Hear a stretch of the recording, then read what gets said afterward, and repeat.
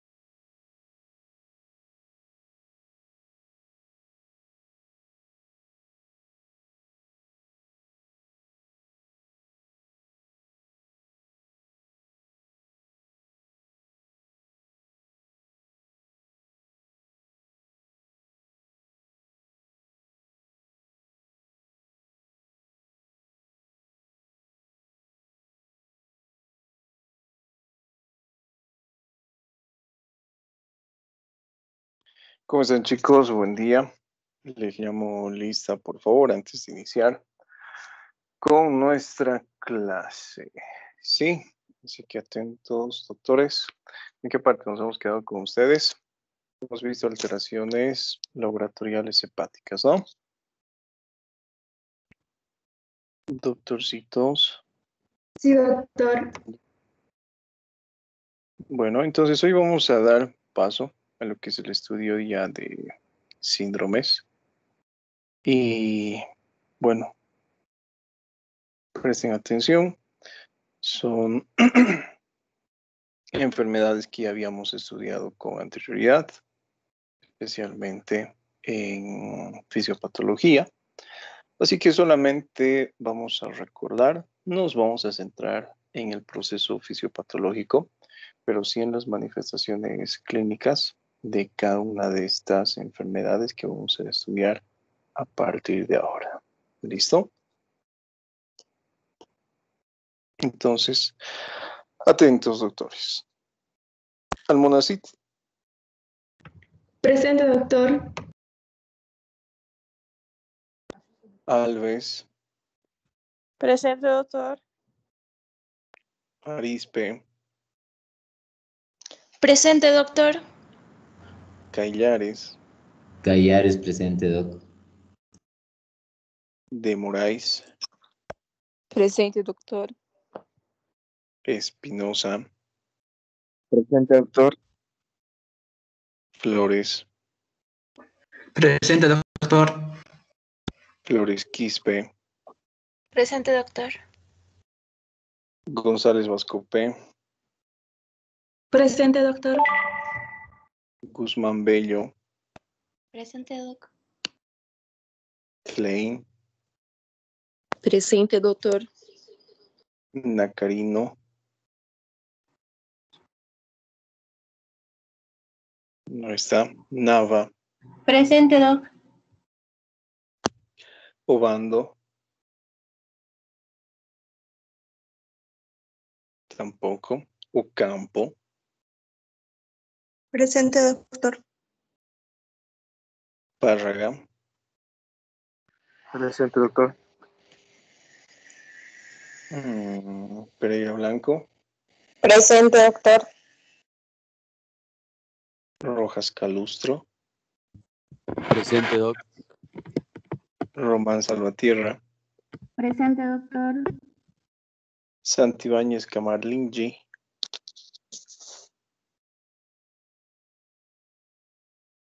No está Santibáñez. Torrico Hinojosa. Presente, doctor. Urra Castillo. Buen día, Doc. Urra presente. Un buen día. Vargas Mamani. Presente, doctor. Victoriano Mora. Presente, doctor. Guzmán Vargas Unila. Presente, doctor. Averanga Román. Presente, doctor. Arias Gutiérrez. Presente, doc. Cadena Martínez. No está. Murucci. Presente, doctor. Ortega. Presente, doctor. Y nadie más. Alguien que se haya conectado recién, por favor. Nadie. Bueno, a ver, déjenme ver cuántos estudiantes son para enviar el reporte. 26 estudiantes.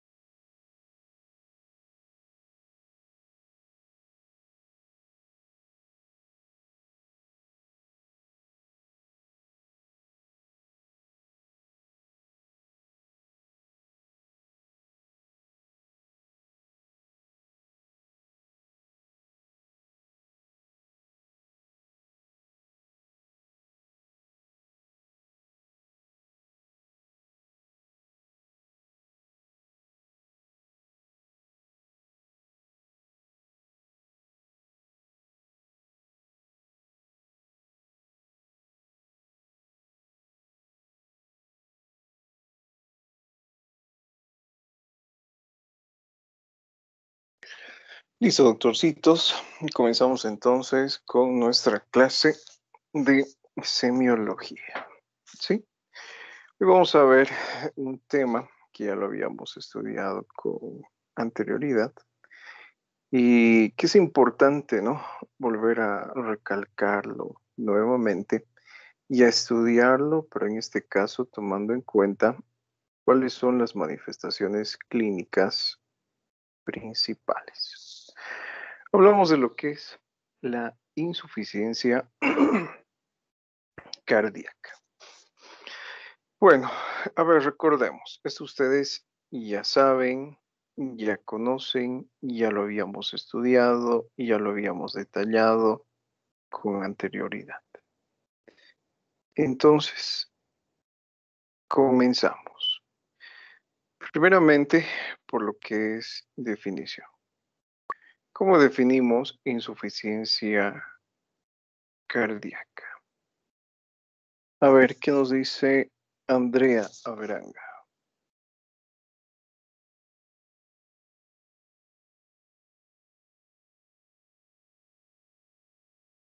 Una afección crónica, doctor, donde el corazón no bombea sangre. Como una afección crónica donde el corazón no bombea sangre. Bueno, cuando nosotros hablamos de insuficiencia cardíaca, para empezar existe una serie de causas, ¿no? Una de las principales causas es la hipertensión arterial. ¿Y qué es lo que produce la hipertensión arterial? Sí, la vamos a ver, lo vamos a detallar por nuestras clases de fisiopatología, lo vamos a relacionar un poquito, pero produce hipertrofia, ¿no? Si ustedes recuerdan, a grandes rasgos, que era capaz de inducir a lo que es una incapacidad en el bombeo de sangre. ¿Qué es lo que sucede en este caso con la estructura cardíaca? Pierde su capacidad funcional. Entonces, cuando nosotros hablamos de insuficiencia cardíaca, hacemos referencia a lo que es un corazón insuficiente, que es incapaz de, en este caso, a ver, les voy a pedir un segundito, por favor. Sí, y ya. Que en este caso, bueno, se caracteriza justamente para, a ver,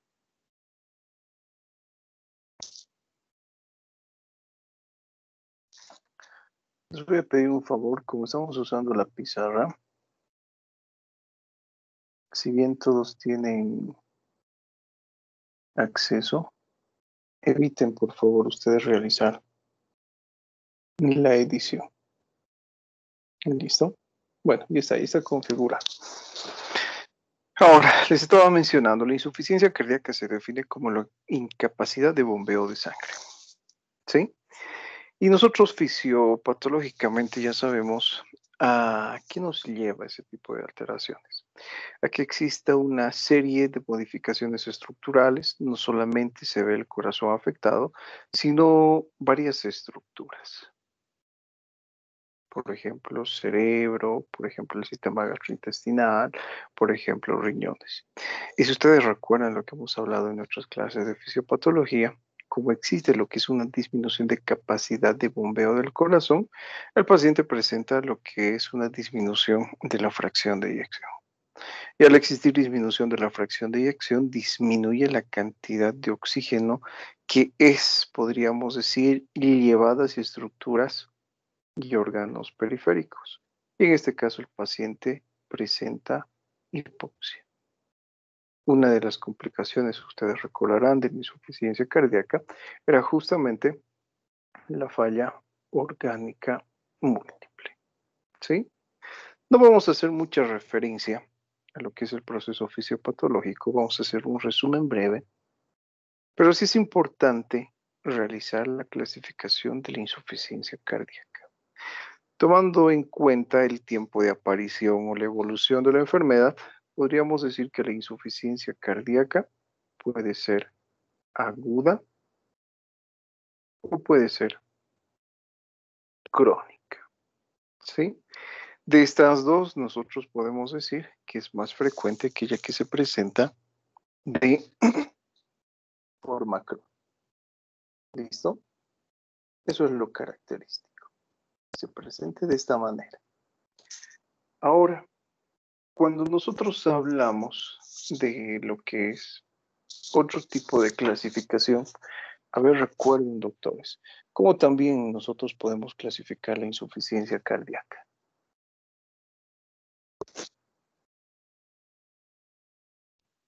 ¿Derecha o izquierda, doctor? ¿Podría ser?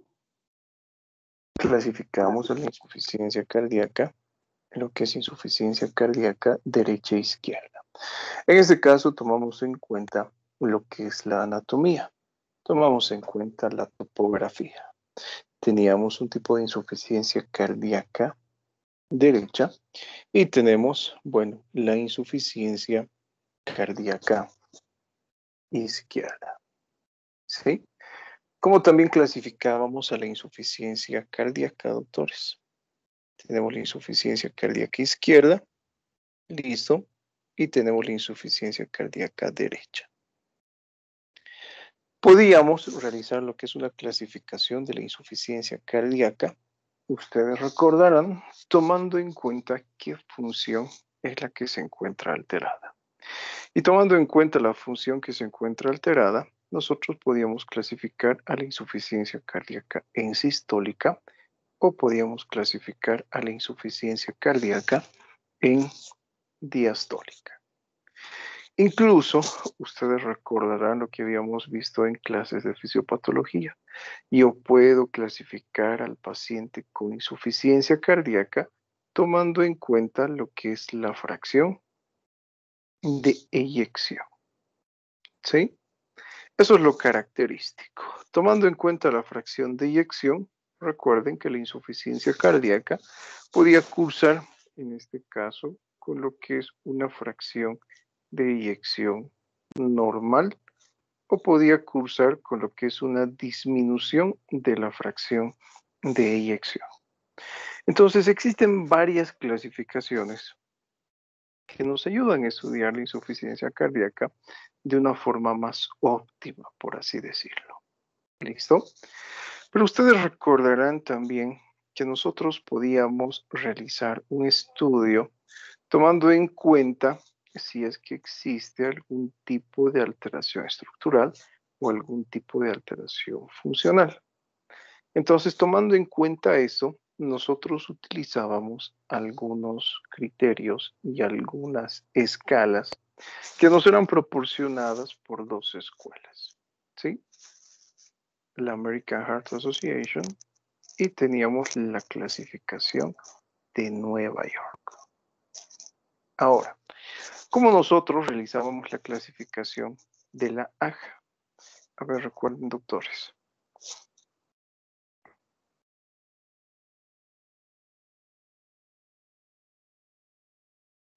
Ninguno, entonces pregunto. ¿Qué nos dice Boris Moisés Callares? Clasificaciones de la insuficiencia cardíaca tomando en cuenta esa escuela.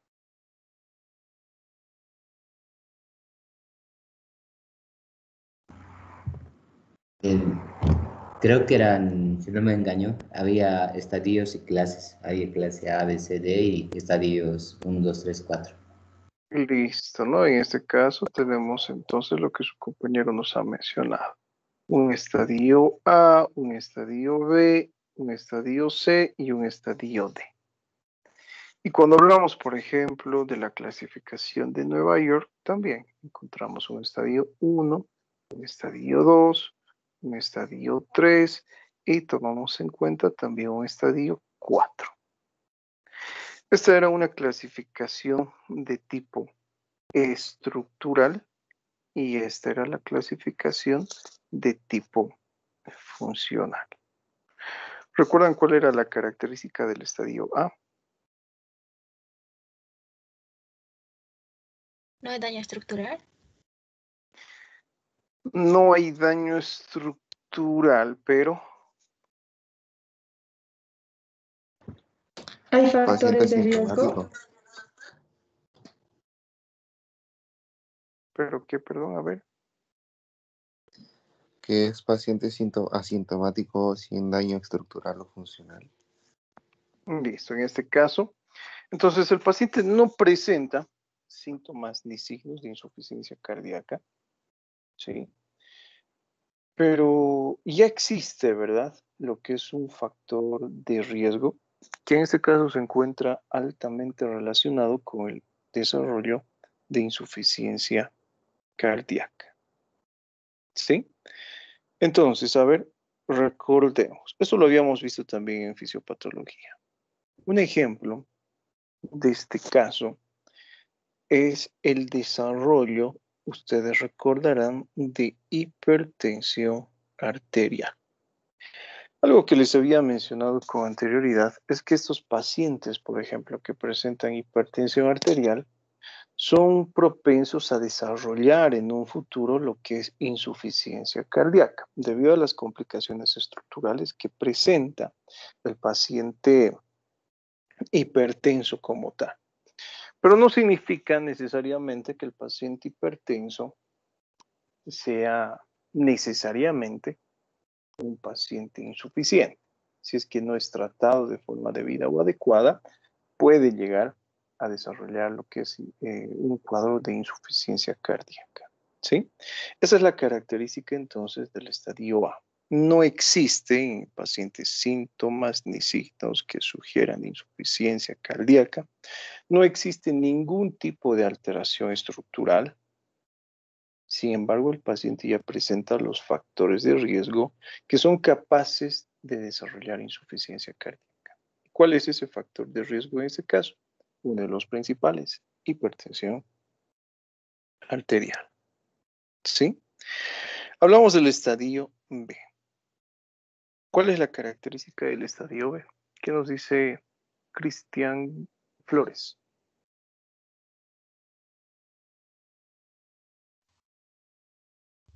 Doctor, que el paciente puede presentar alguna alteración estructural, doctor, pero no presenta ningún síntoma o signos, doctor. Listo. En este caso, por ejemplo, al igual que el estadio A, el estadio B se caracteriza porque el paciente de la misma forma permanece.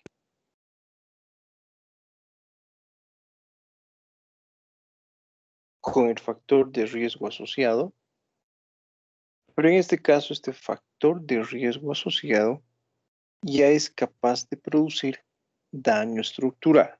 Sí, recuerden, en uno, por ejemplo, hipertensión sin hipertrofia, pacientes sin síntomas ni signos de insuficiencia cardíaca. En el segundo, paciente hipertenso, pero el cual ya ha desarrollado lo que es hipertrofia ventricular, pero a diferencia del estadio A, podríamos decir que el paciente ya presenta síntomas y signos que sugieren insuficiencia cardíaca. Hablamos, por ejemplo, del estadio C. Estos síntomas y signos, bueno, son leves en el estadio B. Esto tenemos que comprender. Y muchos autores, por ejemplo, hacen referencia a que si bien existen síntomas y signos de insuficiencia cardíaca, no forman parte de los criterios mayores de Framingham. Entonces, ustedes van a encontrar, por ejemplo, en la literatura de fisiopatología que hemos utilizado, que probablemente lo más llamativo y lo que diferencia un estadio A de un estadio B es la alteración estructural. Eso es lo característico. Ambos pueden ser asintomáticos. El estadio C ya se caracteriza porque el paciente presenta sintomatología típica de insuficiencia cardíaca. En este caso, el paciente presenta lo que es síntomas y signos que sugieren insuficiencia cardíaca, pero asociado a lo que es un daño estructural. Y cuando hablamos del estadio B, ¿cuál es la característica? Este estadio B se caracteriza porque el paciente presenta lo que es una alteración estructural de la misma forma, pero el paciente presenta síntomas y signos de insuficiencia cardíaca incluso en el reposo, o incluso cuando el paciente ya se encuentra bajo tratamiento médico. Esa es la característica. Y cuando hablamos, doctores, del estadio A, de la clasificación de Nueva York, ¿qué es lo que me llama la atención? Podríamos decir que se realiza un estudio funcional, ya no así estructural. En este caso, por ejemplo, especialmente se estudia lo que es la dificultad respiratoria o la disnea que presenta el paciente. ¿Recuerdan cuál es la característica de la clase 1? Enzo.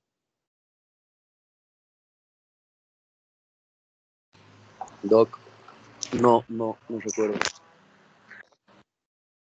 Eva Yara. No había limitaciones, o sea, la actividad física no producía fatiga ni nada de eso. Bueno, no lo que menciona su compañera. En este caso, el paciente puede realizar actividad física con normalidad, pero en este caso la actividad física no produce ningún tipo de limitación. Es decir, el paciente permanece asintomático cuando realiza actividad física. ¿Cuál es la característica de la clase 2? ¿Qué nos dice Fabiana Mariel Nava?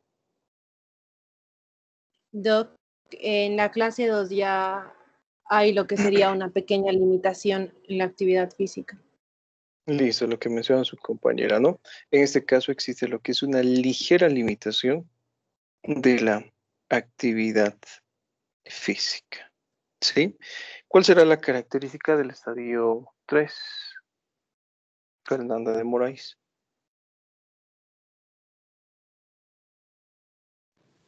No me acuerdo, Doc. Perdón. En este caso, el paciente presenta limitación de la actividad física. La actividad física en el paciente desencadena los datos clínicos que sugieren insuficiencia cardíaca. Y eso prácticamente sucede cuando el individuo realiza cualquier tipo de actividad física. Ahora, algo importante que debemos mencionar, que vale la pena recalcar, porque eso ya lo habíamos estudiado con anterioridad. La actividad física se podía medir, ¿verdad? Leve, moderada e intensa. Entonces, nosotros podemos decir que aquellos pacientes que realizan actividad física leve, moderada e intensa, que no presentan síntomas ni signos, los podemos clasificar como estadio 1. Aquellos pacientes que presentan ligera limitación a la actividad física, ¿sí? Puede ser leve, moderada, estadio 2, perdón. Aquellos pacientes que presentan, por ejemplo, lo que es una mayor alteración cardiovascular, independientemente del tipo de actividad física que realiza el paciente, estadio 3. Especialmente el estadio 3 está relacionado con lo que es la actividad física leve. El simple hecho de caminar ya obliga al paciente, por ejemplo, a ponerse en reposo para evitar ese tipo de manifestaciones clínicas. Y el estadio 4, si ustedes recuerdan, se caracterizaba ¿por qué? Porque en ese caso el paciente ya presentaba lo que era una notable incapacidad para realizar actividad física. Incluso el paciente presentaba este tipo de manifestaciones cuando se encontraba en reposo, ¿sí? Ahora, ¿por qué es importante saber todo esto? Recuerden que nosotros tenemos que realizar lo que es un estudio adecuado y apropiado de la insuficiencia cardíaca.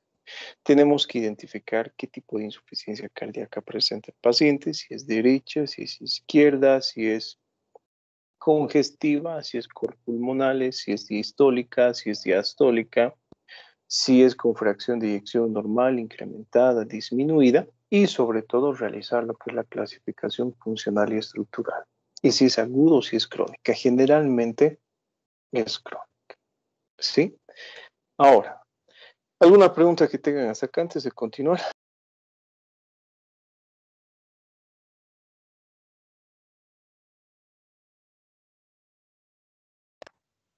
Ninguna. Qué bueno. Bueno, ahora, algo que habíamos visto también con anterioridad era que nosotros podíamos clasificar a la insuficiencia cardíaca en insuficiencia cardíaca izquierda, insuficiencia cardíaca derecha. Podíamos realizar la clasificación de la insuficiencia en insuficiencia cardíaca congestiva. Y había algo también que era importante en este tipo de pacientes, que era el denominado cor pulmonale o corazón pulmonar. ¿Sí? Recordemos entonces, cuando yo decía que mi paciente presentaba insuficiencia cardíaca izquierda,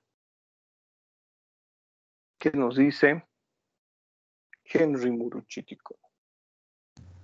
Si presenta alguna alteración a nivel del pulmón, por ejemplo, un edema pulmonar tal vez. Bueno, enseguida vamos a ver las manifestaciones clínicas, pero hasta cierto punto lo que ha mencionado su compañero, podríamos decir que es lo correcto, ¿sí? Cuando nosotros hablamos de lo que es insuficiencia cardíaca izquierda, existe lo que es una alteración,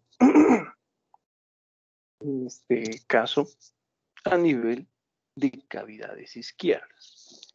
Cuando hablamos de lo que es insuficiencia cardíaca derecha, ¿qué es lo característico en este tipo de pacientes? Presenta lo que es disfunción ventricular derecha. ¿Recuerdan cuáles son las características de la insuficiencia cardíaca congestiva? Les voy a pedir, por favor, doctor, si todos tranquilos, no se emocionen.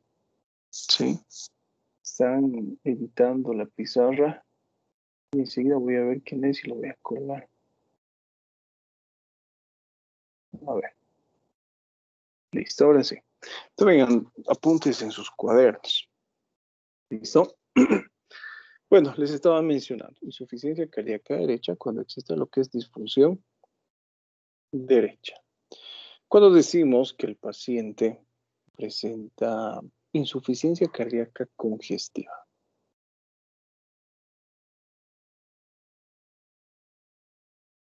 ¿Cuándo? Doctores, ya se me ha olvidado.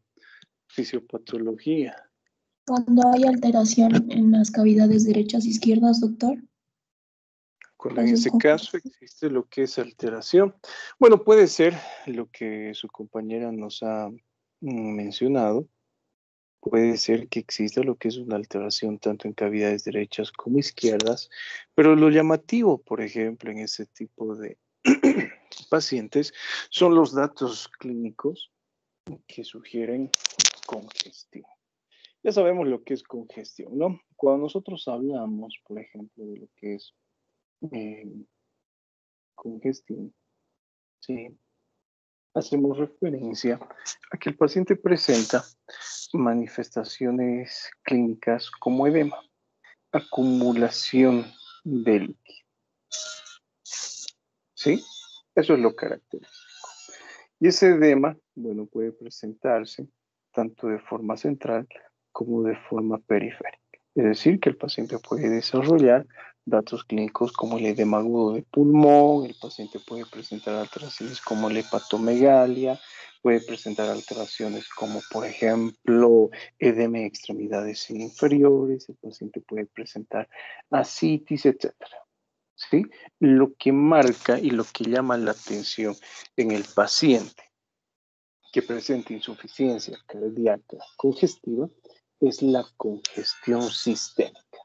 ¿Sí? Eso es lo característico. Ahora, bueno, algo importante que nosotros debemos tomar en cuenta es el denominado cor pulmonale. ¿Qué entendemos, doctores, por cor pulmonale? A ver, recuerden. Es la insuficiencia cardíaca derecha con patología respiratoria. Listo, ¿no? Lo que menciona su compañera en este caso es la insuficiencia cardíaca derecha, pero que se caracteriza ¿por qué? Porque el paciente presenta como patología de base lo que es una alteración de tipo respiratoria. Ahora, con alteración de tipo respiratoria, no solamente hacemos referencia a lo que son alteraciones pulmonares. Por ejemplo, sí podemos encontrar lo que son alteraciones pulmonares, pero si ustedes recuerdan lo que hemos visto también con anterioridad, el paciente puede presentar alteraciones pulmonares o vasculares, la hipertensión pulmonar, por ejemplo, en este caso, ¿no? O el paciente puede presentar alteraciones pulmonares de tipo respiratoria, como por ejemplo, EPOC. Recuerden que la enfermedad pulmonar obstructiva crónica, en este caso, es una causa de insuficiencia cardíaca derecha. Pero volvemos a repetir, lo correcto sería hablar de cor pulmonale en este caso, ¿sí?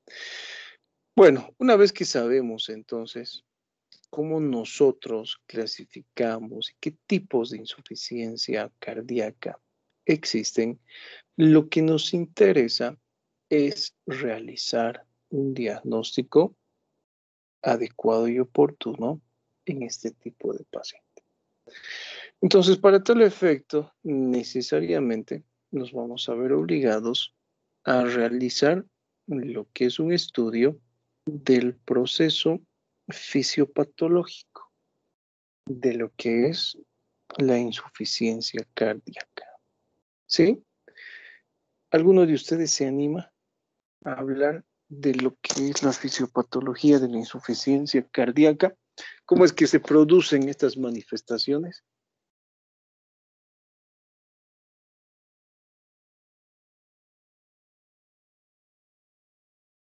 Doctorcitos.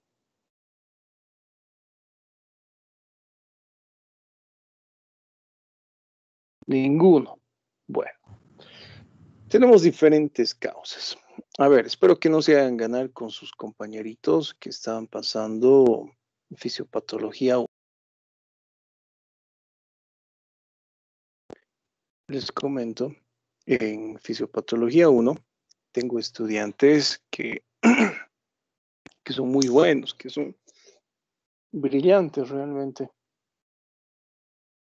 Y a ellos les he puesto el mismo ejemplo que a ustedes en las clases de fisiopatología.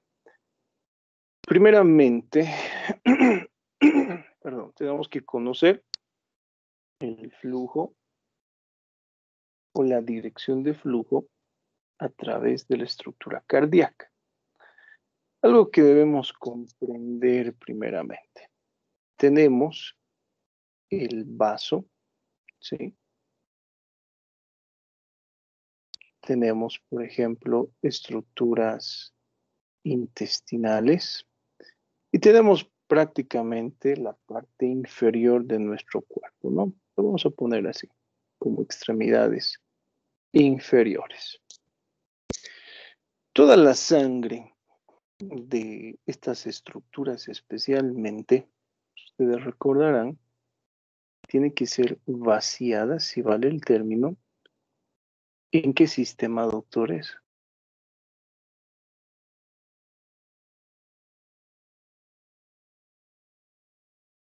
Doctorcitos, a ver, recuerden.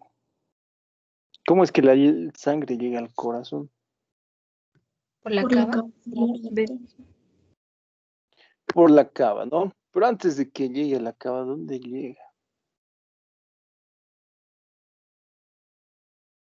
¿Cómo se recoge esa sangre? Puede ser a la vena porta, doctor. Circulación total. Listo, está bien. Toda esa sangre es recogida y es llevada hacia lo que es la vena porta, ¿sí? Una vez que la sangre ingresa dentro de lo que es el sistema porta, ¿hacia dónde se dirige? Tiene que pasar por otras estructuras, ¿no? En este caso, hablamos de las venas hepáticas. Esa sangre, por ejemplo, que es recogida por las venas hepáticas, pasan a otro sistema. ¿Cuál es ese sistema? Es el sistema de la vena cava. ¿Y qué es lo que sucede, por ejemplo, en este caso? La sangre del sistema cava termina drenando en lo que es la aurícula derecha. ¿Sí? Ya nos encontramos acá. Entonces, ¿qué es lo que sucede con la sangre que pasa a nivel, que se encuentra a nivel de la aurícula derecha? Tiene que pasar hacia qué estructura? Ventrículo derecho. Hacia el ventrículo derecho. ¿Utilizando qué válvula? Tricúspide. La tricúspide. Esa sangre, bueno, la vamos a dibujar así, aprovechando que estamos usando la pizarra. Es sangre venosa. ¿Listo? Que no está oxigenada. ¿Dónde tiene que dirigirse esa sangre para que se oxigene? Hacia los pulmones. Entonces esa sangre se dirige hacia los pulmones a través de una válvula. ¿Cómo se denomina esa válvula? Pulmonar. Una arteria pulmonar. Pulmonar, ¿no? Arteria pulmonar, hacia las venas pulmonares, etc. Entonces, una vez que la sangre pasa a través de la vasculatura pulmonar, esta se oxigena. ¿Y dónde llega posteriormente la sangre? Una vez que se oxigena. Aurícula izquierda. A la aurícula izquierda, no al ventrículo, todavía no. De la aurícula izquierda la sangre pasa hacia el ventrículo izquierdo. ¿A través de qué válvula? Mitral. A través de la válvula mitral. ¿Sí? A través de la válvula mitral. ¿Y cómo sale esa sangre? Para que oxigene todo nuestro organismo. A través de otra válvula. ¿Cómo se denomina esa válvula? Aórtica. Aorta. Entonces, si ustedes se dan cuenta, nosotros tenemos que conocer ese mecanismo por el cual se oxigena la sangre. O la sangre, recuerden que es recogida desde la parte inferior de nuestro organismo y llega hacia el corazón para lo que es una adecuada y posteriormente lo que es una adecuada perfusión hacia otras estructuras. ¿Sí? ¿Qué es lo que sucede en caso de que exista una insuficiencia cardíaca? Vamos a poner dos ejemplos. Y vamos a poner otro ejemplo para ver, a ver cómo va su capacidad de razonamiento. Yo les voy a poner el mismo ejemplo que les he puesto en las clases de fisiopatología cuando hemos tocado este tema. Hemos hablado de lo que es hipertensión arterial, una de las principales causas de la insuficiencia cardíaca izquierda es la hipertensión arterial y una de las principales causas de la insuficiencia cardíaca derecha es la insuficiencia cardíaca izquierda. Algo que habíamos mencionado en aquella ocasión es que debido a la hipertensión arterial existe lo que es una reducción de tamaño de la estructura cardíaca. ¿Sí? ¿Por qué se reduce de tamaño? La cavidad de la que se reduce, no el corazón. ¿Sí? El corazón incrementa su tamaño. El corazón se hipertrofia debido a la hipertensión arterial, pero esa hipertrofia muchas veces es concéntrica, es decir, el corazón crece hacia adentro. Y eso hace que se disminuya considerablemente esta cavidad. ¿Sí? Entonces, ¿qué es lo que sucede, por ejemplo, con la cantidad de volumen que llega a nivel ventricular izquierdo? De alguna forma se va a encontrar disminuido. Por más que exista un recojo normal de sangre. Ese tipo de sangre que se encuentra en esta estructura reducida de tamaño va a producir lo que es una sobrecarga de presión. ¿Y cuál es el problema de que existe esa sobrecarga de presión? ahora lo vamos a dibujar con negro. Presten atención porque las clases que son con pizarra, doctores, no se graban lo que está en la pizarra, se graba solamente lo que hablo. ¿Sí? ¿Qué es lo que sucede en este caso? Existe esta sobrecarga de presión y entonces la sangre retorna ¿hacia dónde? Hacia lo que es la aurícula izquierda. Va a llegar un momento donde la sangre llega de forma adecuada hacia la aurícula izquierda, pero como existe presión dentro del ventrículo izquierdo, podríamos decir que esa sangre que llega desde los vasos pulmonares hacia la aurícula izquierda no va a tener un paso adecuado entre cavidades por esa sobrecarga de presión a nivel ventricular izquierdo. Y eso repercutía ¿cómo? Que esa sangre retornara hacia lo que es la vasculatura pulmonar. De la vasculatura pulmonar la sangre retornaba hacia el ventrículo derecho y del ventrículo derecho la sangre retornaba hacia la aurícula derecha. Entonces, ese flujo retrógrado, entre comillas, tenía la capacidad de evitar lo que es un llenado adecuado de la estructura cardíaca. Y en todas estas cavidades, bueno, también va a existir lo que es un incremento de presión.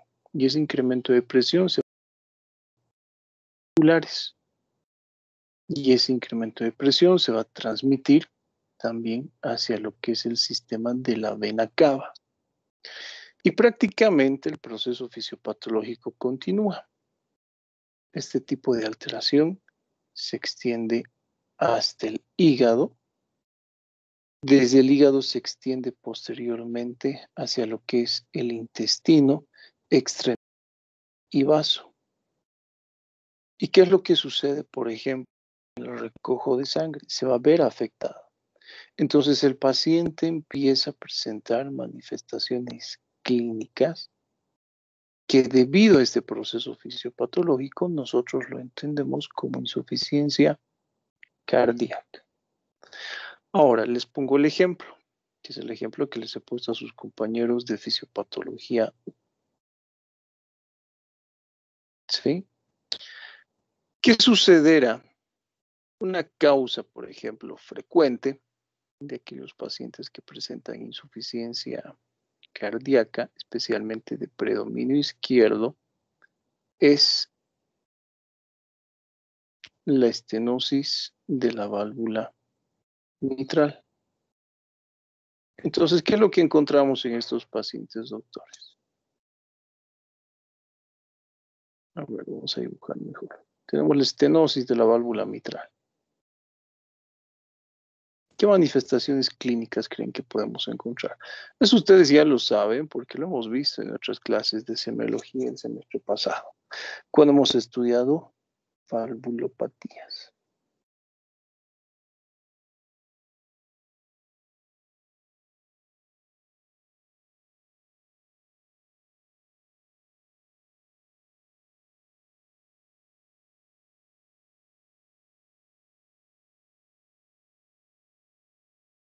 No, nada, ¿cómo se van a dejar ganar con los chicos de Fisiopato 1? Ustedes ya son veteranos en fisiopatología, así que no pueden perderse. A ver, ¿qué nos dice Jenny Vargas? Menor cantidad de sangre. ¿Qué es lo que sucede en este caso? ¿Cómo puede producir la estenosis de la válvula mitral insuficiencia cardíaca? ¿Y de qué tipo? Produciría una insuficiencia cardíaca derecha también. Porque Insuficiencia cardíaca derecha. sí, porque A como ver, no. nos dice Juan Mauro.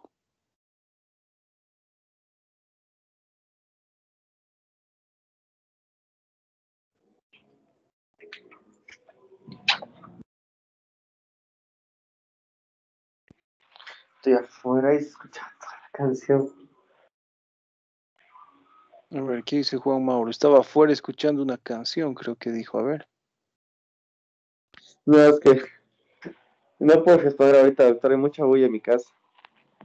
Bueno, pero está hablando y no se escucha la bulla. A ver, ¿qué nos dice Juana?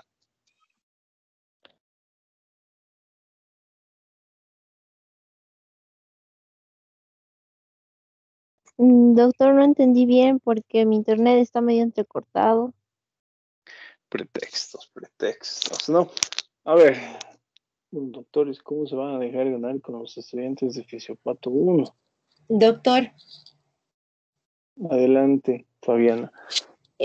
¿podrían ser alteraciones respiratorias? ¿Por qué? Porque al no poder pasar la sangre de la aurícula izquierda, imagino que va a haber un retorno. ¿Dónde? ¿Hacia dónde? Hacia, podrían ser hacia las arterias pulmonares, Doc, porque se tienen que oxigenar primero. Entonces, como va a retornar hacia las arterias pulmonares, va a haber una alteración, porque la sangre como que va a acumularse más ahí, por así decirlo, porque está retornando de manera inesperada. Entonces tienen que haber alteraciones respiratorias. Y eso está bien lo que menciona su compañera, ¿no? Vamos a tomar en cuenta otra vez lo que es ese flujo de sangre normal. ¿Sí? Pasa hacia las arterias pulmonares, de arterias pulmonares a lo que es la aurícula izquierda y posteriormente lo que es el ventrículo izquierdo. En este caso, estamos hablando de que existe una estenosis. Entonces, existe lo que es un flujo retrógrado, por así decir. O podríamos decir que ese flujo, bueno, se va a ver, ¿cómo les digo? Impedido de forma normal. Entonces, ¿qué es lo que va a suceder en este caso con la sangre?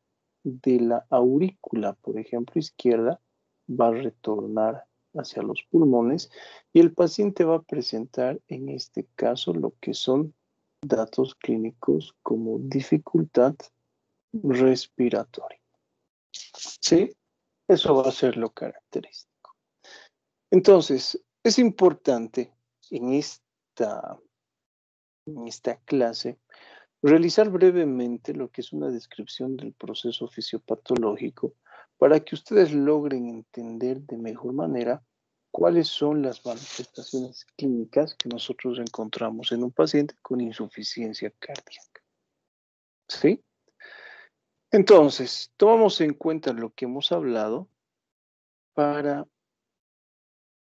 describir cuáles son las manifestaciones clínicas de aquellos pacientes que presentan insuficiencia cardíaca izquierda. Adelante, nos hemos quedado en Juana Karen.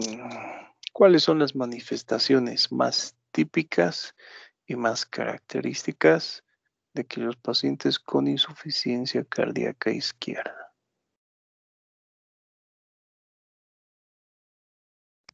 Ortopnea, doctor, tal vez. Una manifestación, por ejemplo, frecuente en este tipo de pacientes es la ortopnea. ¿Qué más? La disnea nocturna paroxística, doctor. La disnea paroxística nocturna. ¿Qué más? Tal vez un esputo espumoso por el edema. El esputo espumoso, A ver, vamos a hablar de lo que es tos productiva. Generalmente la tos en los pacientes que presentan lo que es insuficiencia cardíaca no es productiva, pero puede existir lo que es expectoración en caso de que exista un edema agudo de pulmón. Y esto ya lo habíamos explicado de la misma forma con anterioridad, si ustedes recuerdan. ¿Sí? ¿Qué es lo que sucede con el vaso? Este va a ser nuestro vasito. Vamos a dibujar con rojo lo que es la sangre. En este caso va a simular lo que es un flujo normal. Pero como existe ese flujo de retorno, existe en este tipo de pacientes lo que es congestión vascular. Y este tipo de congestión vascular, si ustedes recuerdan, produce lo que es la extravasación de la sangre fuera del vaso. ¿Y cuál es el problema? Que se aloja en la vía respiratoria, produce tos en el paciente y esa tos es productiva. Entonces, además de encontrar semiológicamente en el paciente lo que es ortopnea, disnea paroxística nocturna, además de encontrar tos, podemos encontrar lo que es expectoración, que tiene un color característico. ¿Recuerdan cuál era el color característico en ese tipo de pacientes? Salmón. Salmón, doctor.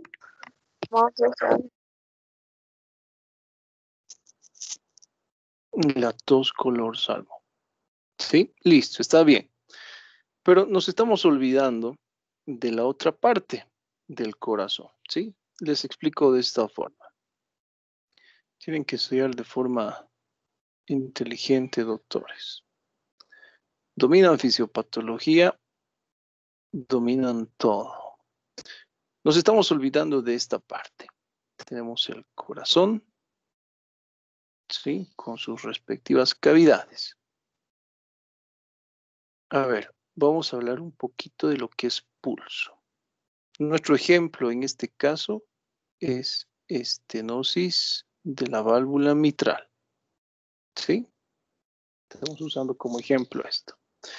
Debido a la estenosis, les había mencionado, la sangre no puede pasar de forma efectiva desde la aurícula izquierda hacia el ventrículo izquierdo.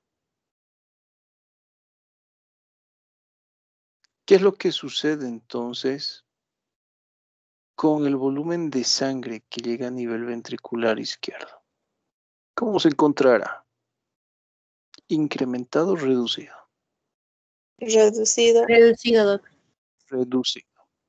Puede ser que la fuerza de contracción sea amplia, pero como existe disminución de la cantidad de sangre que llega al ventrículo izquierdo, existe lo que es una disminución de la fracción de eyección. Entonces, doctores, semiológicamente, ¿cómo yo me doy cuenta que mi paciente presenta disminución de la fracción de eyección? ¿Por la palidez o cianosis? Listo, el paciente presenta palidez, presenta cianosis, ¿qué más? ¿Qué pasará con el pulso?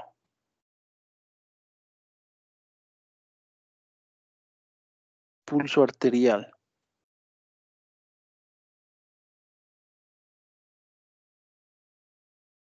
¿Cómo se encontrará la amplitud del pulso arterial?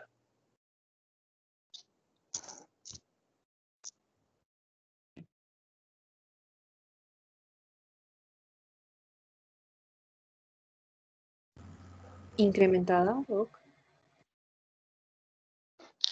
¿Por qué? Por todo el retorno que está haciendo la sangre al no poder entrar al ventrículo izquierdo. Pero si no hay sangre en el ventrículo izquierdo, bueno, sí hay sangre, ¿no? Pero en este caso no es de forma adecuada o no en el volumen necesario. ¿Qué sucederá entonces con la fracción de eyección? Se encuentra disminuida. ¿Y qué sucede con el pulso arterial? Disminuye igual entonces. Disminuye. Disminuye lo que es la amplitud de pulso. Entonces, lo que nosotros vamos a encontrar también en este tipo de paciente es una disminución de la amplitud del pulso arterial. ¿Sí? Entonces, para la siguiente, no para la siguiente clase, esto para su examen, ¿sí? Quiero que estudien pulso arterial.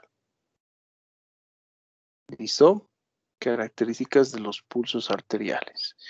Relaciónenlos con las patologías cardíacas que vamos a estudiar. Angina, infartos más adelante e insuficiencia cardíaca. ¿Sí? ¿Alguna pregunta hasta acá?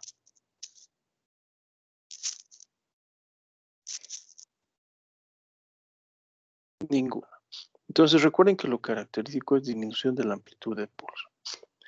Pregunta, ¿Qué sucederá en caso de una estenosis mitral como causa de insuficiencia cardíaca con la aurícula izquierda?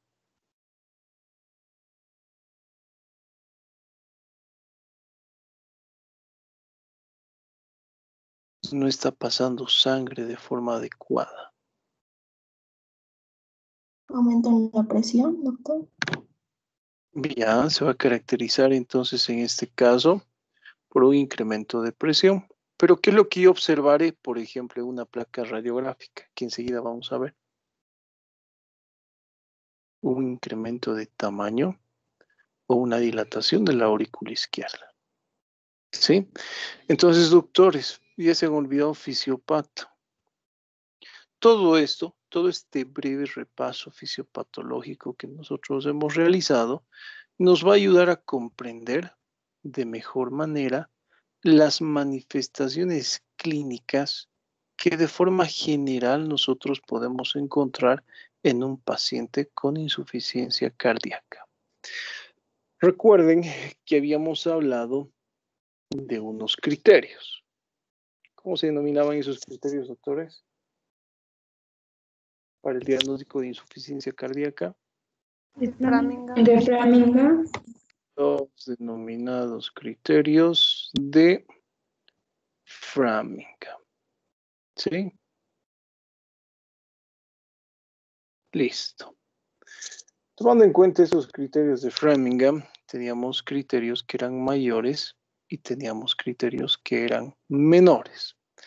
¿Cuáles son los criterios mayores, doctores? La disnea paroxística nocturna, doctor. ¿No? Disnea paroxística nocturna. Defina, por favor, qué es disnea paroxística nocturna.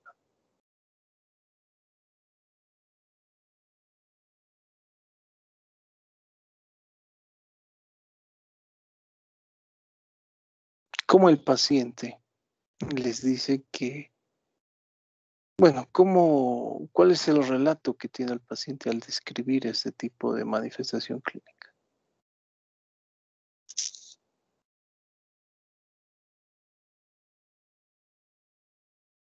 ¿Qué es disnea Que el paroxística nocturna? paciente en la noche no puede dormir, o sea, no puede respirar, entonces se despierta en las noches y se tiene que sentar para respirar. Es la dificultad, entonces, respiratoria durante horas de sueño, ¿sí? Nocturna, que obliga al paciente a poder incorporarse para poder respirar de forma adecuada.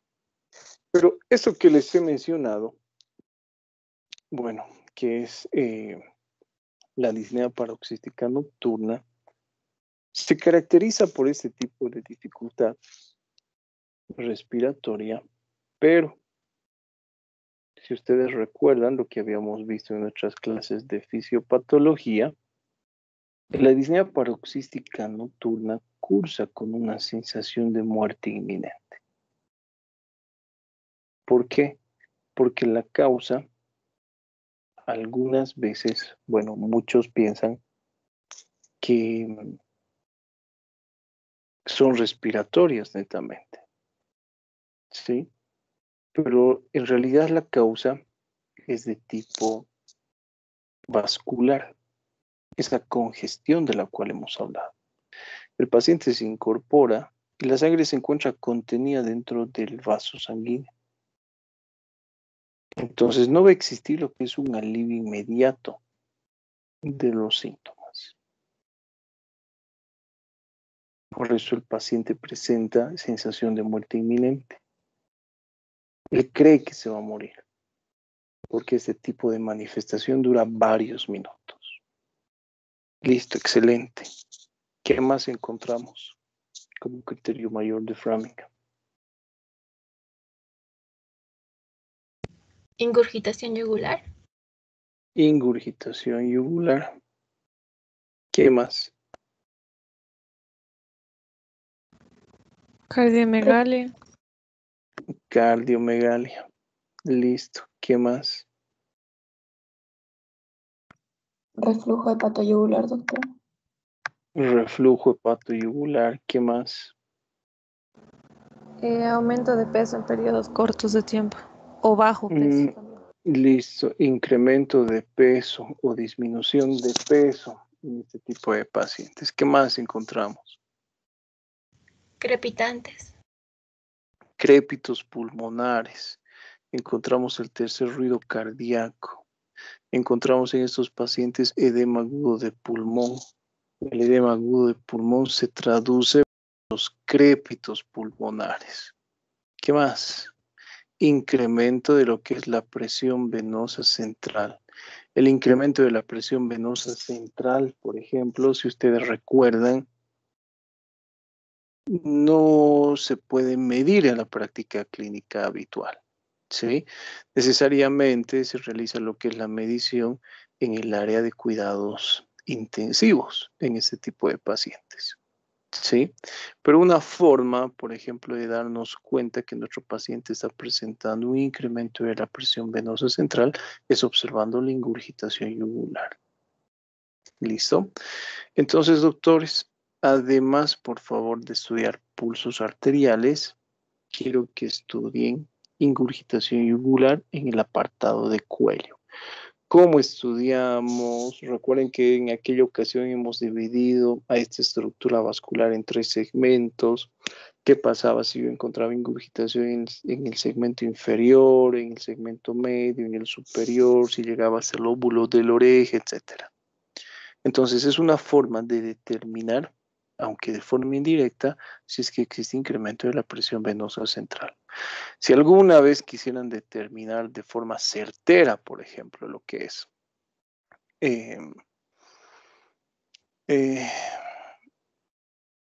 la presión real venosa central, se utiliza un catéter venoso central.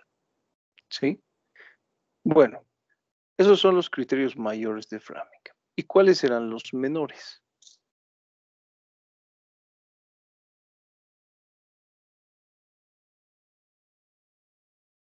¿Qué nos dice Luis Fernando Cadena?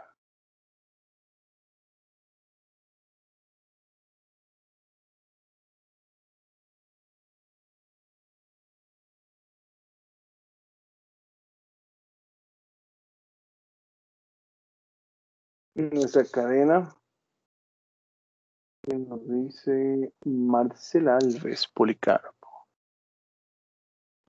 Perdón, doctor, no escuché. Marceliña, ¿qué está haciendo Marcela? A ver, Milena Klein, adelante.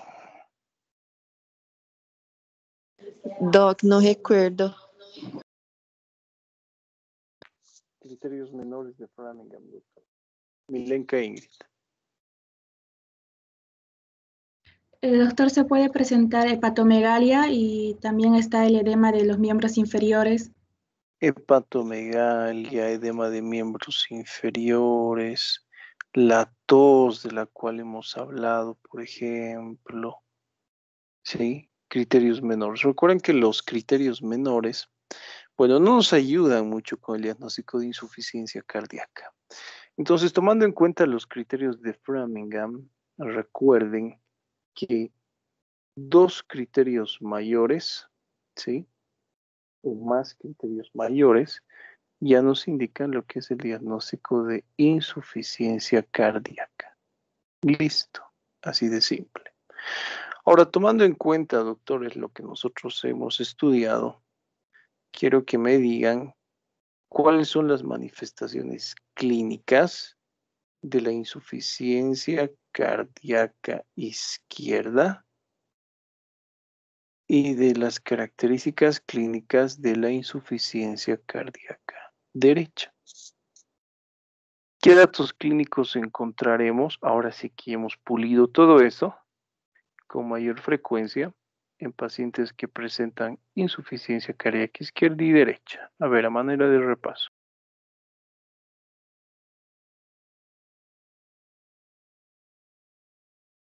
Algo que es importante mencionarles es que los criterios de Framingham no me sirven para identificar el tipo de insuficiencia cardíaca que tiene mi paciente. ¿sí? Me sirve para realizar lo que es el diagnóstico de insuficiencia cardíaca de cualquier tipo. Pero a través de las manifestaciones clínicas que presenta el paciente, yo puedo saber a qué tipo de insuficiencia cardíaca estoy enfrentando. Entonces la pregunta es esa. ¿Cuáles son las manifestaciones clínicas de insuficiencia cardíaca izquierda y derecha? Según todo lo que hemos hablado. A ver, ¿qué nos dice Nicole Pereira? En la insuficiencia cardíaca izquierda podría presentarse signos o síntomas respiratorios, doctor. Pero ¿qué más? No son los únicos síntomas. Hace un momento hemos mencionado.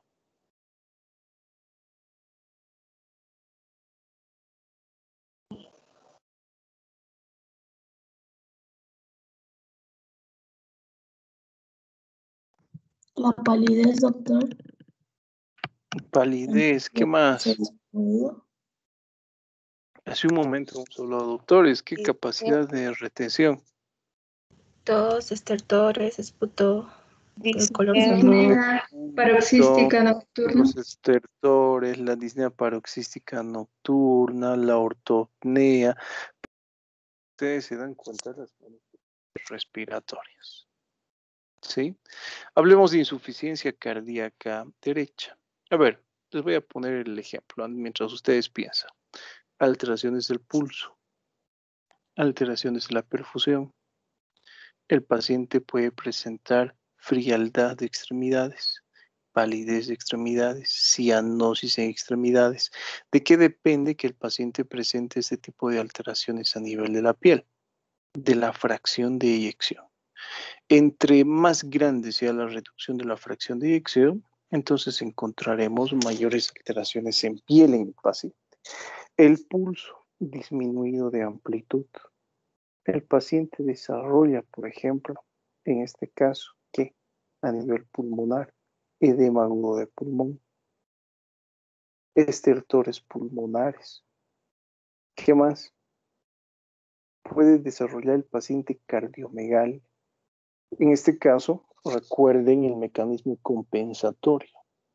Como existe un cuadro, por ejemplo, de hipertensión arterial o una estenosis, el corazón va a tratar de incrementar su velocidad de contracción y su fuerza de contracción. Y eso va a desarrollar hipertrofia cardíaca en el paciente. Cardiomegalia, por ejemplo. ¿Qué más encontramos en este tipo de paciente? ¿Cómo yo identifico el edema agudo de pulmón? Estertores pulmonares. ¿Sí? E incluso podríamos encontrar en el paciente lo que es ingurgitación yugular. ¿Listo?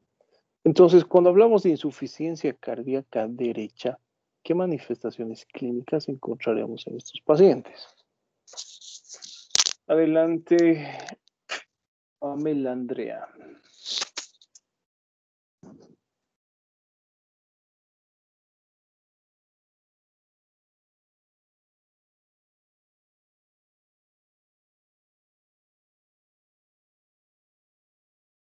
No está Pamela. Va a tener falta, Pamela. A ver, Richard Barber, adelante. Puede ser ingurgitación yugular, doctor, hepatomegalia.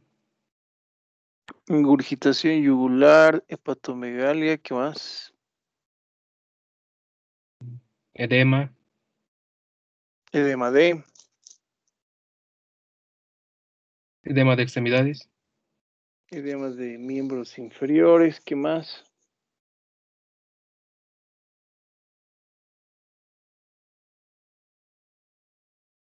A ver, ¿qué nos dice?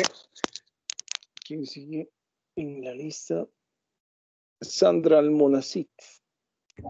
Esplenomegalia, doctor. Esplenomegalia. ¿Recuerdan que había un hígado típico de aquellos pacientes con insuficiencia cardíaca derecha?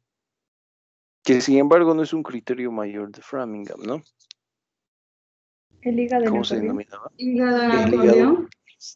el hígado en acordeón. ¿Qué más encontramos en estos pacientes? Esplenomegalia. Podemos encontrar circulación colateral. Podemos encontrar Ventrículo derecho puede. El ventrículo derecho puede ¿Estar hipertrofiado o cardiomegalia derecha? Es un incremento de tamaño, no a expensas de lo que son cavidades derechas.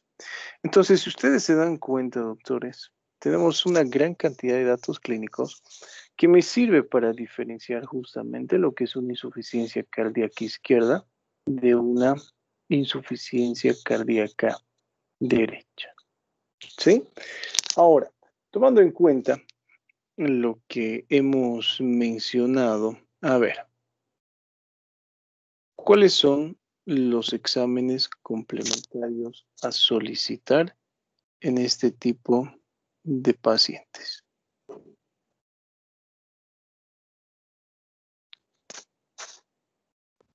Placa radiográfica de tórax. Eso, ¿no? Lo principal, una placa radiográfica de tórax. ¿Qué es lo que nosotros encontramos en una placa radiográfica de tórax? Cardiomegalia. La cardiomegalia, ¿sí? Como yo me doy cuenta que mi paciente presenta cardiomegalia, presenta un incremento de lo que es el denominado índice cardiotorácico, que esto ya lo hemos visto el semestre pasado y seguramente saben también por sus clases de imagenología cómo calcular. Listo, ¿qué más? El edema agudo de pulmón podemos observar como un incremento del trama bronquial. ¿Qué más?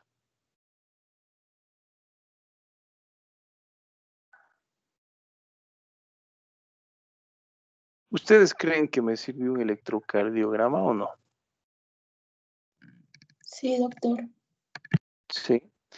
Bueno, yo les comento, no existe lo que es un trazo específico en el electrocardiograma que me oriente al diagnóstico de insuficiencia cardíaca. ¿Listo? Eso tiene que, que quedar claro, eso tiene que meterse en sus cabecitas. No existe un trazo típico, específico para insuficiencia cardíaca en electrocardiograma. ¿Sí? Entonces yo no puedo hacer el diagnóstico de insuficiencia cardíaca por electrocardiograma. Sin embargo, se utiliza. Yo, por ejemplo, utilizo el electrocardiograma en mis pacientes con insuficiencia cardíaca. ¿Para qué creen? ¿Por qué creen?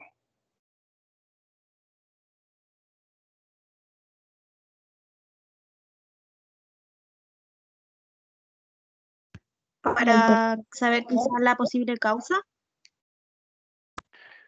Para determinar cuál es la probable causa, estaba bien, ¿no? Entonces, el electrocardiograma me aportará información sobre una de las principales causas, que es la hipertrofia ventricular izquierda. Y esto ya lo habíamos visto, doctores, el semestre pasado. Recordemos, ¿cómo yo observo en un electrocardiograma la hipertrofia ventricular izquierda? Habíamos hablado de criterios de voltaje, ¿recuerdan?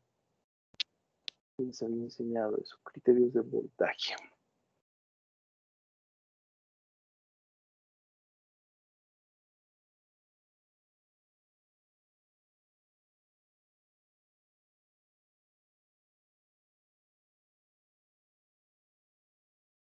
¿No recuerdan? Tenemos un índice que me ayuda a determinar si es que mi paciente presenta hipertrofia ventricular izquierda. A ese índice se denomina el índice de Sokolov. ¿Sí? ¿En qué consiste el índice de Sokolov? Lo que ustedes tienen que hacer en este caso, doctores, es observar lo siguiente. La onda S, ¿en qué derivación? En la derivación 1. Y tenemos que observar la onda R en la derivación V5 o V6. V5 o V6, no en ambas, en alguna de ellas. ¿Cómo yo sé cuándo tomo V5 o V6? Tengo que tomar en cuenta la onda que es más grande. Si la onda R es más grande en V5, entonces toma en cuenta V5. Si la onda R es más grande en V6, entonces tomo en cuenta lo que es V6. ¿Y qué es lo que yo tengo que hacer en este caso? Hay una fórmula, así que presten atención, doctorcitos. La fórmula es simple. S, V1 más R en V5 o V6. Esa es la fórmula. ¿Qué quiere decir en ese caso? Que yo tengo que sumar la amplitud de la onda S con la amplitud de la onda R. Si el resultado, por ejemplo, de esta suma es mayor a 3.5 milivoltios, eso quiere decir igual o mayor a 35 milímetros, o igual a lo que son 7 cuadrados grandes del electrocardiograma, esto es sugestivo de hipertrofia ventricular izquierda. ¿Sí? Entonces, yo puedo solicitar lo que es un electrocardiograma para establecer cuál es la probable causa. ¿Sí? Pero recuerden que tenemos muchas causas de insuficiencia cardíaca. Hipertrofia ventricular, hipertensión arterial, alteraciones valvulares. Entonces, no solamente me sirve lo que es la placa radiográfica, sino también un electrocardiograma para determinar cuál es la causa. Es menos específico, eso sí.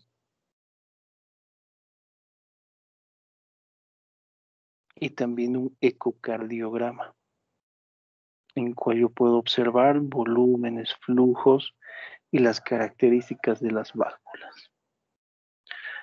¿Alguna pregunta, doctorcitos, hasta acá? ¿Ninguna? Bueno, tenemos 20 minutos más. ¿Todo claro, doctores? A su examen, señoritos, ingresa lo que es electrocardiograma. Como ustedes han sido mis alumnos de fisiopatología y nos hemos tomado un semestre para estudiar electrocardiograma, no lo vamos a volver a estudiar, ¿sí? Tenemos 2 semanas exagerando para terminar lo que es el temario de semiología, y ustedes saben que realizar un estudio electrocardiográfico, como el que hemos visto en fisiopatología, nos toma aproximadamente 2 meses, ¿no? Entonces, yo creo que ya tienen las bases sólidas, suficientes para interpretar lo que es un electrocardiograma. Les pido por favor entonces que realicen el estudio electrocardiográfico correspondiente. ¿Listo? Aquel que esté interesado, la próxima semana, el próximo fin de semana, tenemos un curso de interpretación electrocardiográfica básica y síndromes coronarios agudos, que, bueno, forma parte del colegio médico. Lo voy a dar yo y un colega chileno, ¿sí? Así que, si alguno que esté interesado por allí, puede inscribirse a este curso, ¿no? En caso de que quiera repasar, por ejemplo, esto. ¿Qué más, doctores? Nada más. Pregunta. ¿Qué otros criterios ustedes pueden utilizar para el diagnóstico de insuficiencia cardíaca?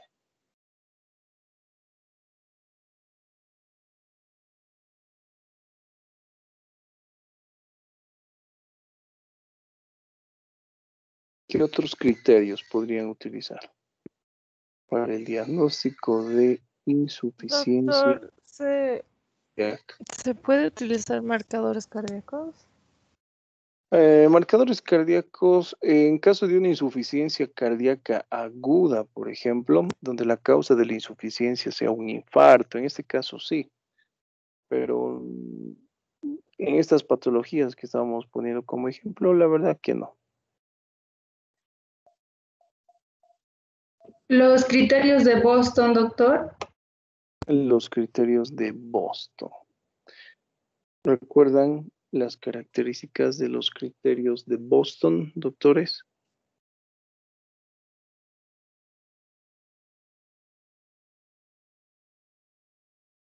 ¿O no recuerdan?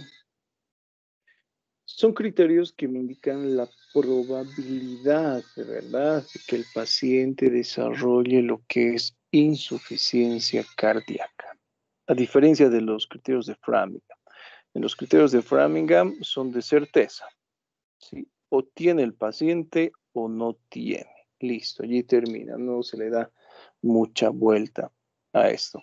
Pero ¿qué sucede con los criterios de Boston? A ver, doctores, recuerden.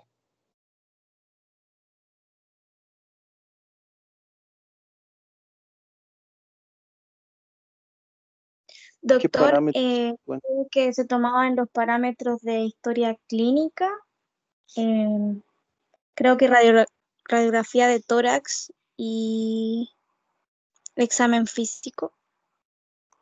y examen físico. A ver, ¿qué opinan los demás? Es verdad lo que dice su compañera, ¿no? Historia clínica. Evaluamos la disnea, ortopnea, disnea paroxística nocturna, la disnea caminando en una superficie plana en el llano, la disnea de esfuerzo. El examen físico, la frecuencia cardíaca, la presión venosa central, crépitos basales, sibilancias de ese ruido cardíaco. La placa radiográfica de tórax, edema pulmonar, derrame pleural, el índice cardiotorácico, la redistribución de flujo hacia las zonas superiores. Y cada parámetro tenía un valor determinado, recuerden. ¿Recuerdan los valores? Menos de 4 puntos, improbable. De 5 a 7 puntos, insuficiencia cardíaca probable. De 8 a 12 puntos, con certeza nosotros podríamos hablar que el paciente presenta insuficiencia cardíaca. Entonces, ya cerrando esta clase, cuando nosotros realizamos el diagnóstico de insuficiencia cardíaca, primeramente el tipo de insuficiencia cardíaca que presenta el paciente. Un ejemplo, insuficiencia cardíaca izquierda. ¿Qué más podemos colocar? Tomando en cuenta la fisiología. Si la insuficiencia cardíaca, en este caso, es de predominio sistólico o diastólico. Sí, en este caso, sistólico. ¿Qué más? Tenemos que anotar, por ejemplo, lo que es la insuficiencia cardíaca según la fracción de eyección, ¿sí? Con disminución de la fracción de eyección o con una fracción de eyección normal. ¿Qué más? Determinar si la insuficiencia cardíaca es de gasto cardíaco normal, bajo o incrementado. ¿Sí? Es totalmente diferente hablar de fracción de eyección que de gasto cardíaco. Tenemos que tomar en cuenta, si ustedes recuerdan, lo que hemos estudiado también con anterioridad, es la clasificación estructural, la clasificación funcional, los criterios de Framingham y los criterios de Boston.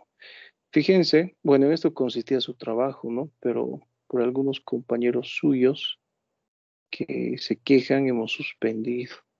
Entonces, ese tipo de diagnósticos nosotros tenemos que englobar dentro de lo que es insuficiencia cardíaca. Insuficiencia cardíaca izquierda de predominio sistólico con disminución de la fracción de eyección y gasto cardíaco disminuido. Así tiene que ser el diagnóstico. ¿Sí? Clasificación 1A, 1B, 2C, y colocamos el nombre de la escala siempre, eso es lo que les había enseñado, según la escala de la American Heart y de Nueva York.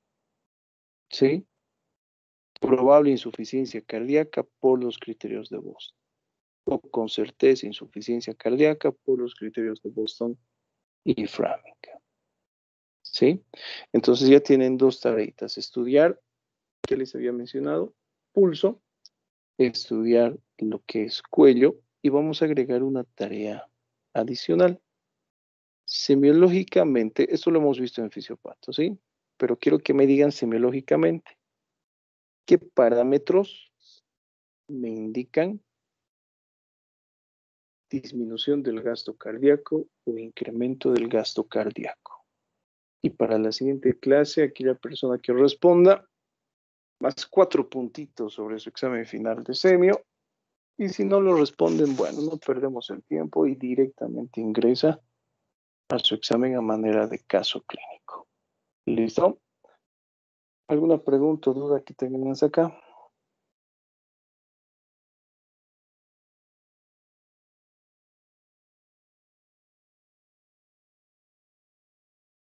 No hay.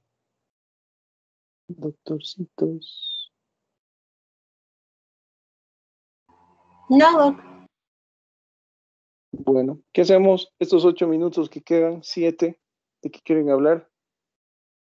Hablemos de la vida, De las prácticas, Doc. de las prácticas. No, lamentablemente no hay prácticas, les comento, porque ya les había mencionado, ¿no? Con anterioridad, que, bueno, algunos estudiantes se han quejado, creo, del sistema de evaluación, de que no estaban de acuerdo con estas prácticas y bla, bla, bla. Nos hemos tenido que reunir con los coordinadores de la universidad, con los padres de familia, de forma virtual. Hemos expuesto algunos puntos, por ejemplo, que ellos tenían y de los cuales se estaban quejando. Y bueno, lamentablemente yo creo que es la desesperación, ¿no?, de sus compañeros porque ellos son repitentes. Y si les ha ido mal el año pasado en las clases presenciales, ahora en las clases virtuales, que creo que es más sencillo, la verdad, que las presenciales, no han sabido aprovechar. Sí, bueno, alguien me está escribiendo corazones en la pizarra. Vamos a ver enseguida quién es ese fan. Y debido a eso, ¿no? Es mejor suspender la práctica. Sinceramente, quiero evitarme problemas, tanto en la universidad, con los padres de familia, estudiantes. Y es terrible, ¿no? A fin de año llegan todos, algunos de ellos reprobados. Entonces terminamos lo que es el examen final y yo me declaro en la clandestinidad hasta el año que viene. ¿Sí? Doc, Así que y por eso las solo vamos prácticas a... presenciales, Doc, ¿no le han dicho nada? La verdad no, pero creo que las van a retomar el año que viene, creo. ¿Sí? Sí nos han confirmado ya que para el siguiente semestre vamos a tener clases virtuales, pero ni idea cómo serán con las prácticas. Sí, pero sinceramente, doctores, ¿qué aprenden en la práctica? A ver, aprenden mucho. Hay algunos que aprovechan, sí, pero hay otros que igual les vale la teoría y la práctica, ¿no? Entonces, hasta el momento tenemos confirmadas lo que son las clases virtuales el año que viene, pero sobre práctica, sinceramente, no sé. Tendrían que hablar directamente con la doctora Navarrete. ¿Qué más? Doc, o sea, ¿al año va a ser online? Hasta el momento sí, eso está confirmado. Pero como les digo, creo que se van a retomar las prácticas, pero no sé cómo, sinceramente. Irán de uno en uno a los hospitales, no sé.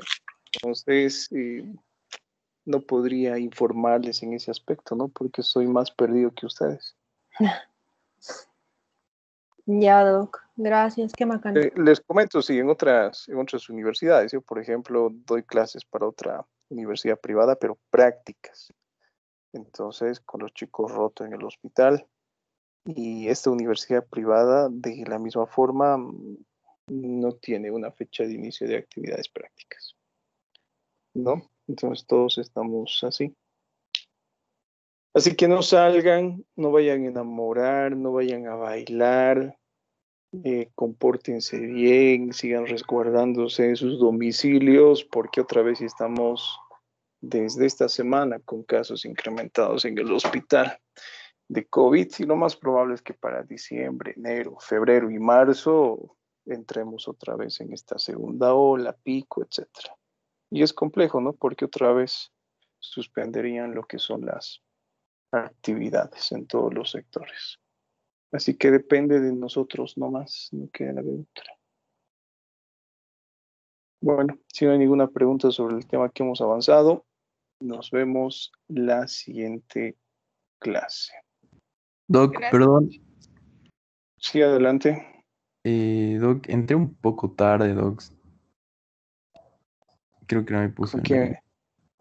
Pero ¿con quién hablo ahora? Ya ni me acuerdo su apellido. Santibáñez, Doc. Cuando se retrasan así, me olvido. Perdón, Doc, Santibáñez. Listo, Santibáñez, ¿estén lista? Nos Dale, vemos, Doc. chicos. Que tengan buen día. Cuídense. Chau, chau. Saludos, Doc. Gracias, doctor. Hasta luego. Hasta luego. Hasta mañana.